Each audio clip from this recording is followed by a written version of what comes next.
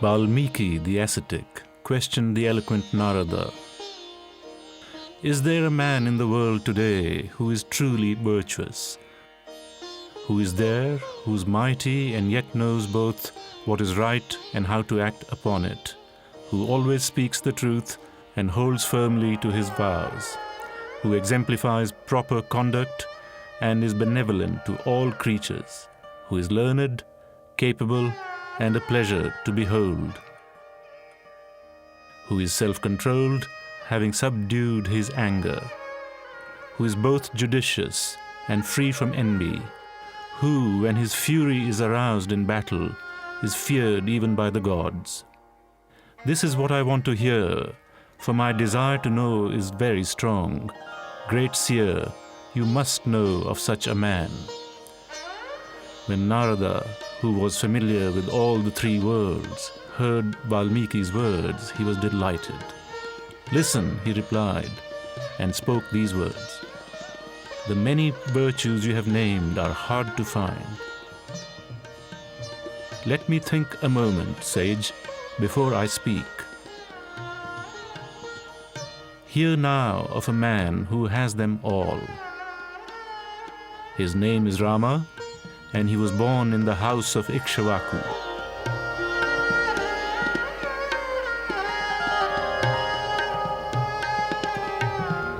The Ramayana, literally Rama's long walk or the gesture of Rama, recounts the history of the boundless qualities of Prince Rama, who is an incarnation of the god Vishnu.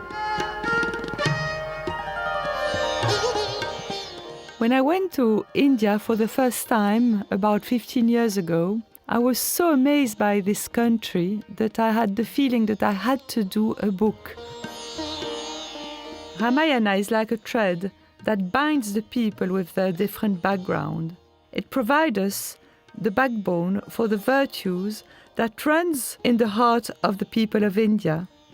This is what touched me the most about the country, and I decided to choose Ramayana.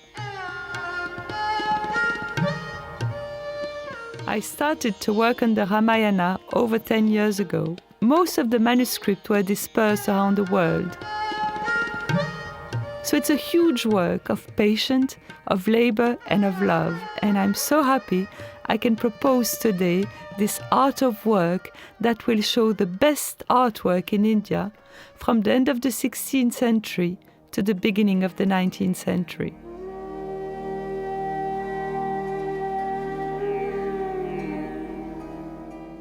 I chose the translation of Valmiki because the text was written in Sanskrit and it is the older text of the Ramayana that you can read.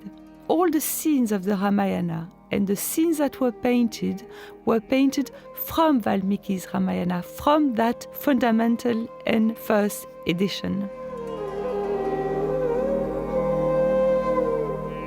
According to the legend, while Valmiki happily watches two curlews in love cheerfully splashing about, the male is suddenly pierced by an arrow. Overwhelmed, Valmiki prepares to cast a curse on the hunter, but finds that he is only able to utter admirable phrases. "Since Nishada you killed one of this pair of Kranyakas, distracted at the height of passion, you shall not live for very long."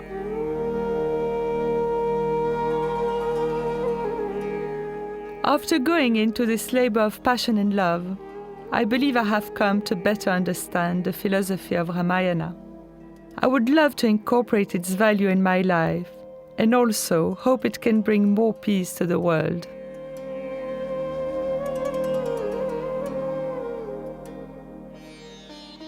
The story of the Ramayana begins when the god Vishnu becomes incarnate in Rama, the oldest son of Dashratha, the king of the city of Ayodhya.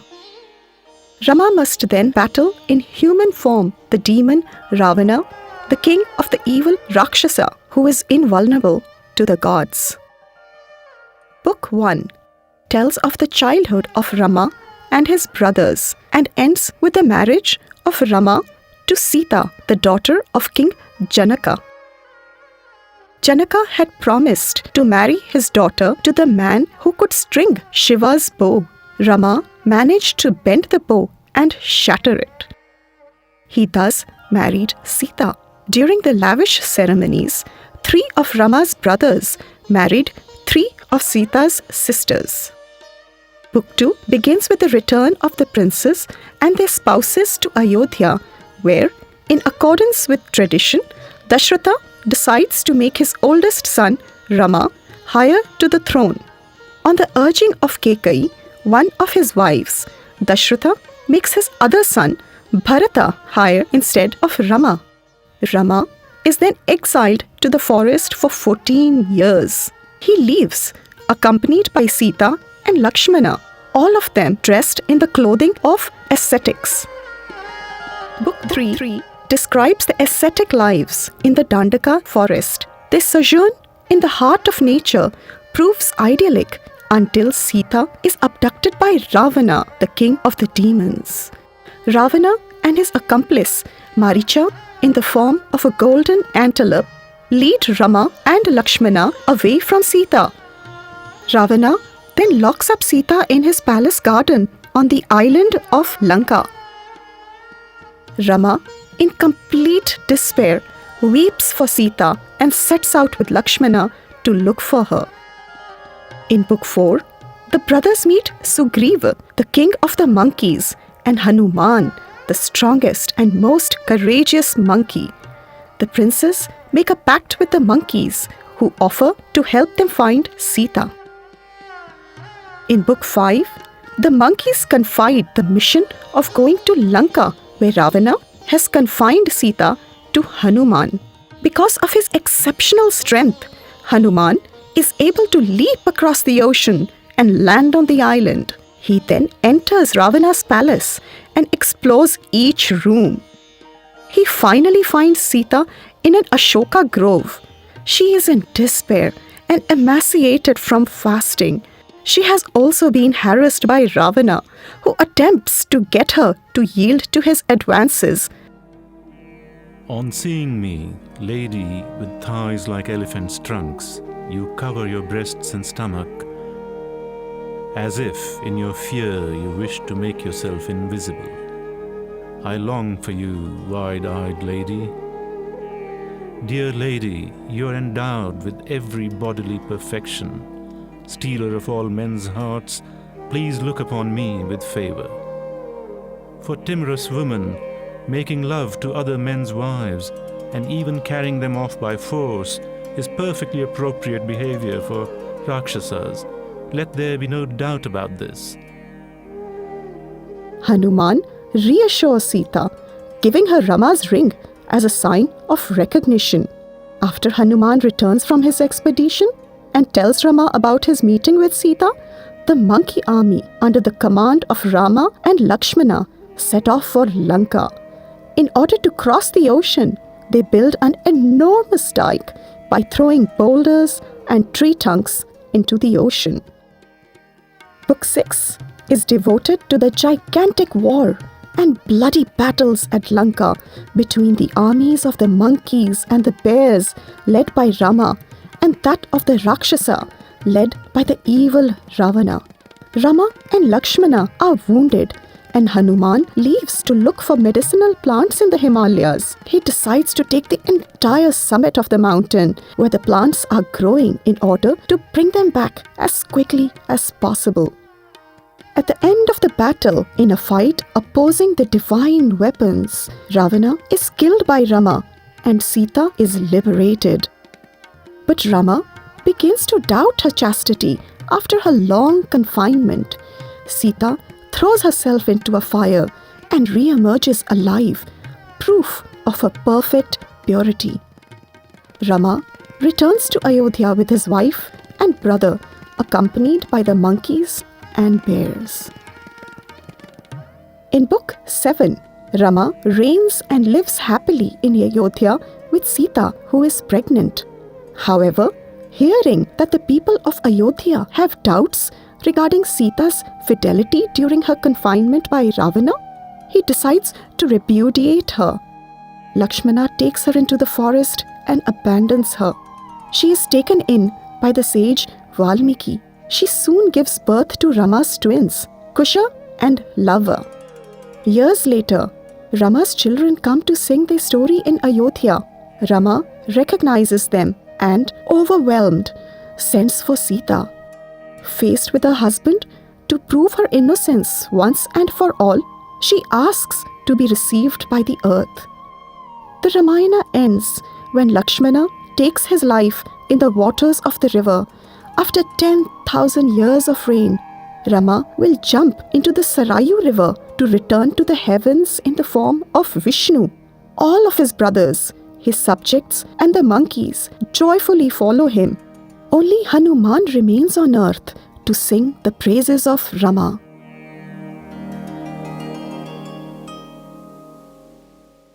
Today, we have the pleasure of presenting the entire text of the Ramayana by Valmiki in the new translation from Sanskrit to English by Robert Goldman, Sheldon Pollock, Rosalind Lefebvre, and Sally Sutherland Goldman. The work, of which 6 volumes have already been published by Princeton University Press, and the 7th, currently being translated, is the only translation based on the critically edited text of the poem, produced according to scientific principles, and renowned for its poetry and language. The fruit of an immense research, this luminous epic is extensively illustrated by 700 Indian miniatures from the end of the 16th to the beginning of the 19th century. 10 years of research were necessary to identify, find and assemble, image by image and manuscript by manuscript, the largest existing collection of miniature from the Ramayana. More than 5,000 miniatures were found in private and public collections worldwide. To find these images was and always is a challenge, but also a great joy. The pleasure to find beautiful works of art, discover museums in India and around the world, and most passionate collectors are just some of the adventures that have made this unique edition of Indian art possible.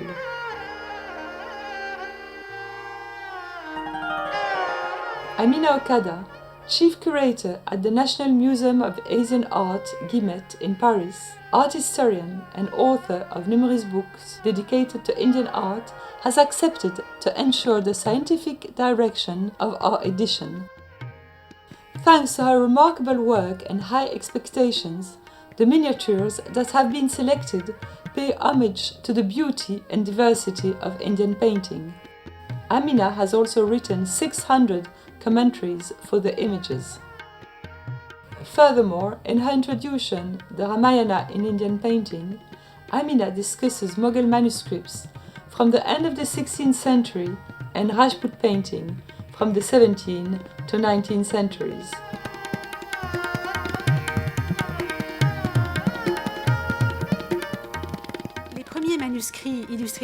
The first illustrated manuscripts of the Ramayana date from the era of the Mughal Emperor Akbar, who reigned from 1556 to 1605. He was the first who wished that this great epic, a seminal text of Hinduism, be translated from Sanskrit into Persian and be illustrated by the greatest painters of his imperial workshop.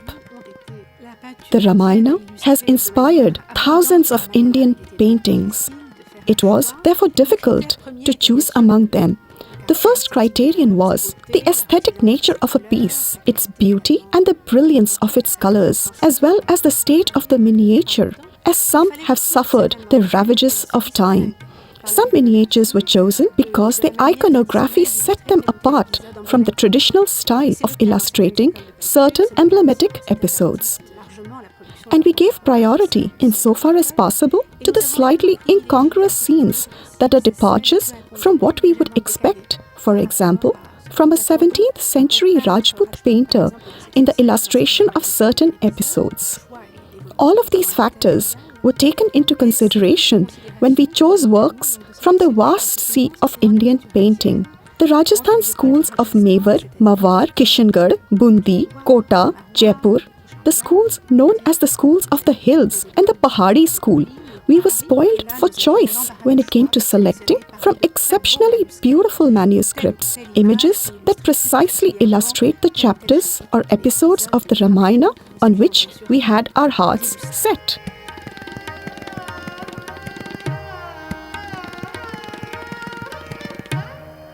The preface of our edition, written by B. N. Goswami, Professor Emeritus of Art History at the Punjab University in Chandigarh, discusses how the Ramayana was recited during family evenings. Even today, the story of Rama is told in numerous Indian households. Storytellers still sing it on the banks of the Ganges River, and Brahmins recite it during religious ceremonies. Dussehra celebrates the victory of Rama over Ravana, and in the villages, the popular theatrical event, the Ram Lila, celebrates the story of Rama.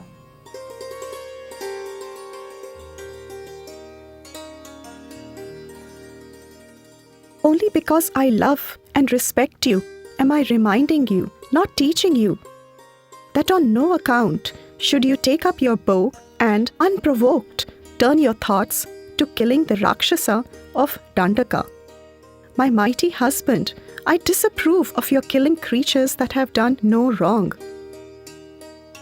When you are back in Ayodhya, you may follow the Shastriya code, but my joy would be unending, that of my mother-in-law and father-in-law, should you renounce the kingship altogether and become a contented sage. From righteousness comes material wealth. From righteousness comes happiness. Through righteousness, one gains everything. The very essence of this world is righteousness. We invite you to discover this